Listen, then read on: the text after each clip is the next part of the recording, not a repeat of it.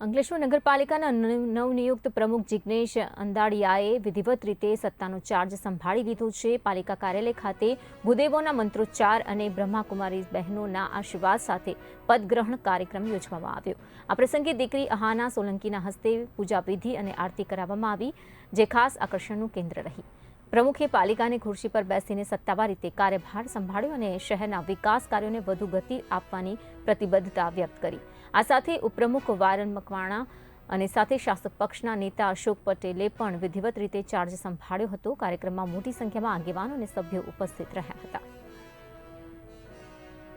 આજ રોજ અંકલેશ્વર નગરપાલિકામાં પ્રમુખ તરીકે મેં પોતે ચાર્જ લીધો છે। મારી સાથે અમારા સાથી સભ્ય ઉપપ્રમુખ વિરલબેન મકવાણા તેમજ શાસક પક્ષના નેતા અશોકભાઈ પટેલે પણ આજ રોજ ચાર્જ લીધો છે અને આજે ચાર્જ લઈને અમે ભરપૂર વિકાસ કરીશું, પ્રજાના વિશ્વાસ પર ખરા ઉતરીશું, એની આજે હું બાહેધરી પણ આપું છું।